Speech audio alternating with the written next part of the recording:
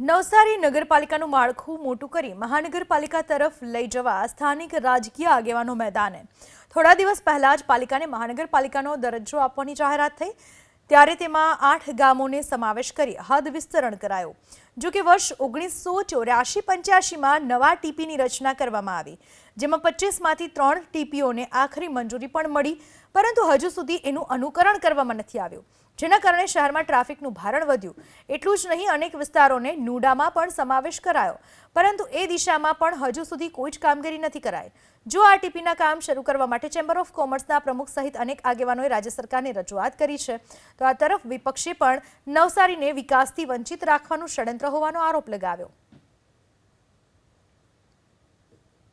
TP રોડની જે સમસ્યા છે એ ખરેખર બહુ ગંભીર સમસ્યા છે, કારણ કે અત્યારે જે તમે ટ્રાફિક નવસારી ફેસ કરી રહ્યું છે એનો ખરેખર સારામાં સારો ઓલ્ટરનેટિવ આઉટસ્કર્ટમાં, જ્યારે તમે મોટા સિટી જોવો છો તો એ બધા આઉટસ્કર્ટમાં ડેવલપ થયા છે, અને આઉટસ્કર્ટ ડેવલપ થવા માટે ટીપી ખૂબ જરૂરી છે। ટીપીના કારણે શહેરમાં ટ્રાફિકનું ભારણ વધે છે, અકસ્માતના બનાવો બને છે।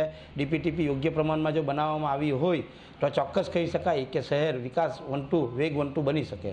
અને ઘણા બધા રસ્તાઓ અમારા ટીપી રોડના ખુલ્લા છે, જે પણ 1-2 રસ્તામાં પ્રોબ્લેમ છે તેમાં પણ અમે નોટિસો આપેલી છે, અને આવનારા દિવસોમાં જનતાની જે માગણીઓ અને લાગણીઓ છે તે અનુસાર આપણે કામગીરીને આગળ વધારશું, અને શક્ય હશે ત્યાં સુધી આ રસ્તાઓ ખુલ્લા કરીને લોકોને, જનતાને લાભ થાય તે પ્રકારની કામગીરી પાલિકા પ્રશાસન કરશે।